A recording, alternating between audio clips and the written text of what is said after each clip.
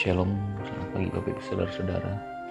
Hari ini biarlah penyertaan Tuhan dan berkat-Nya selalu melimpah di dalam kehidupan kita semua.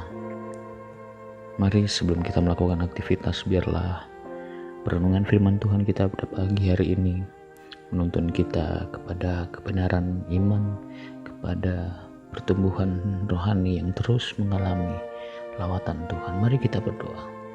Tuhan Yesus, pagi hari ini kami minta bimbingan-Mu, tuntunan-Mu untuk kami dapat hidup menjadi pribadi-pribadi yang semakin serupa dengan Engkau. Tuntun kami dalam kehidupan kami menjadi pribadi yang selalu berkenan di hadapan-Mu. Dengan kuasa-Mu kami dimampukan menghadapi situasi dan kondisi apapun, bahkan kami menjadi terang dan garam bagi sekitar kami. Tuhan, ajar kami untuk berdampak, ajar kami untuk memuliakan Tuhan dengan kehidupan kami, sehingga banyak orang mengenal Yesus, banyak orang melihat kasih-Mu di dalam kehidupan kami. Bapa, terpujilah nama-Mu, kami bersyukur di dalam nama Tuhan Yesus, Allah kami yang hidup. Haleluya, amin. Bapak Ibu Saudara-saudara, kebenaran firman Tuhan kita pada pagi hari ini terambil dalam kitab Galatia pasal 2 ayat yang ke-11 sampai dengan 14. Demikian firman Tuhan. Paulus bertentangan dengan Petrus. Tetapi waktu Kefas datang ke Antiokhia, aku berterang-terang menentangnya sebab ia salah. Karena sebelum beberapa orang dari kalangan Yakobus datang, ia makan sehidangan dengan saudara-saudara yang tidak bersunat. Tetapi setelah mereka datang, ia mengundurkan diri dan menjauhi mereka karena takut akan saudara-saudara yang bersunat. Dan orang-orang Yahudi yang lain pun turut berlaku munafik dengan dia, sehingga Barnabas sendiri turut terseret oleh kemunafikan mereka. Tetapi waktu kulihat bahwa kelakuan mereka itu tidak sesuai dengan kebenaran Injil, aku berkata kepada Kefas di hadapan mereka semua, jika engkau seorang Yahudi, hidup secara kafir dan bukan secara Yahudi, bagaimanakah engkau dapat memaksa saudara-saudara yang tidak bersunat untuk hidup secara Yahudi? Ya Bapak Ibu Saudara-saudara, cara hidup kita sebagai orang Kristen seharusnya jauh lebih penting daripada status kita sebagai orang Kristen. Dalam teks ini Paulus menegur Kefas atau Petrus karena ia adalah orang Yahudi namun hidup secara kafir. Lalu bagaimana bisa memaksa orang yang tidak bersunat untuk hidup secara orang Yahudi?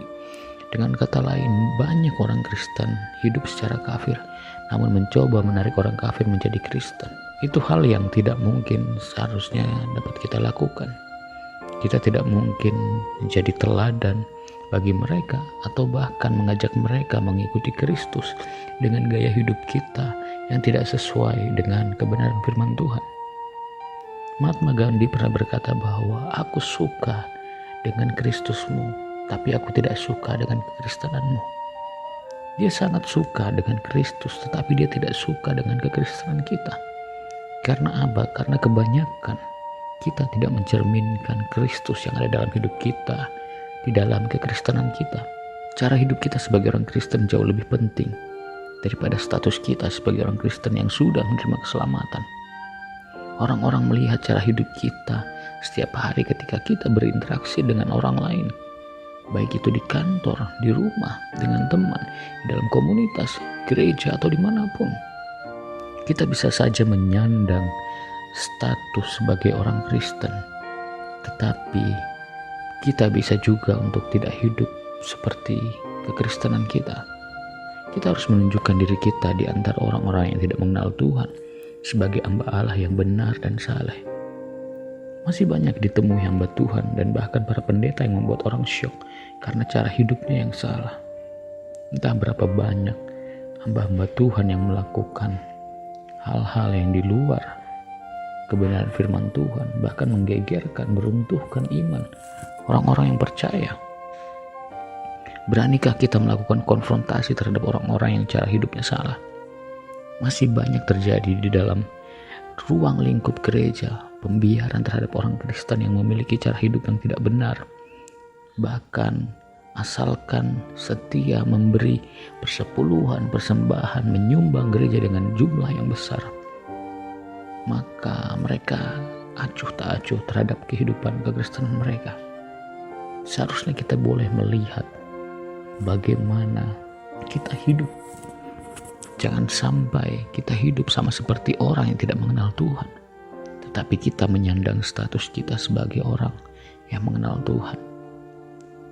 Jangan mau menjadi seorang Kristen yang seperti batu, diguyur air, disiram air seberapapun banyaknya, bahkan tenggelam di dalam air sekalipun, tetapi dalaman kita tidak basah sama sekali. Ketika kita dibuka, ketika kita dilihat isinya, kita sama sekali tidak basah oleh air. Tetapi marilah hidup seperti ikan. Walaupun seumur hidupnya hidup di dalam air yang asin, dia tetap mempunyai daging yang tawar. Kita boleh saja hidup di dunia ini dengan cara-caranya, dengan pelanggaran-pelanggaran dan dosa-dosa yang salah.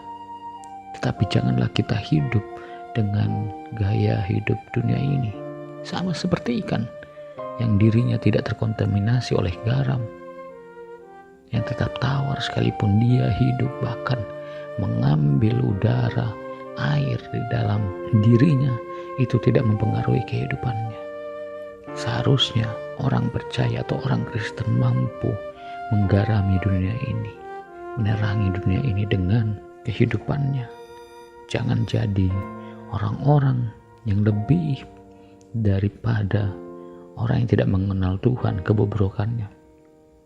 Oleh sebab itu, mari koreksilah diri kita untuk menjadi contoh dan teladan yang baik, menjadi hidup yang benar dan taat dan tepat seperti yang Yesus ajarkan, dan tidak melakukan perkara-perkara yang munafik di hadapan orang lain. Ketaatan kita seharusnya menjadi wujud nyata kasih Tuhan kepada dunia ini. Janganlah menjadi orang yang bebal, tidak mau menunjukkan atau menghidupi kekristenan, bahkan kebenaran firman Tuhan. Biarlah Roh Kudus menolong kita. Mintalah setiap hari untuk terus diperbaharui, dimurnikan hati kita terus berada dalam jalan kebenaran. Mari kita berdoa. Tuhan Yesus, kami minta kuasa-Mu, kami minta hikmat-Mu, bahkan iman yang benar yang dapat kami lakukan untuk kami dapat berdampak, menyatakan kebesaran Tuhan, menyatakan kasih-Nya bagi dunia ini. Tolong kami untuk setia, tolong kami untuk taat, tolong kami untuk mau menjadi saksi-saksi-Mu di kantor kami, di rumah kami, di tempat pertemanan kami, di dalam komunitas kami, di dalam tongkrongan kami, di sekolah kami, di gereja atau dimanapun kami mau menjadi saksi-saksi-Mu Tuhan. Biarlah kebenaran firman Tuhan ini menolong kami, membimbing kami, dan memberikan kami arahan hidup yang benar. Sekali lagi, biarlah firman-Mu menjadi pelita bagi kaki kami ini. Tuhan Yesus tolong kami, Tuhan Yesus bimbing kami, hati kami selalu terbuka Tuhan, pikiran kami dan telinga kami mau diubahkan setiap hari. Terpujilah nama Tuhan Yesus, kami bersyukur dan kami siap untuk berdampak. Di dalam nama Tuhan Yesus kami sudah berdoa. Amin. Terima kasih. Tuhan Yesus memberkati.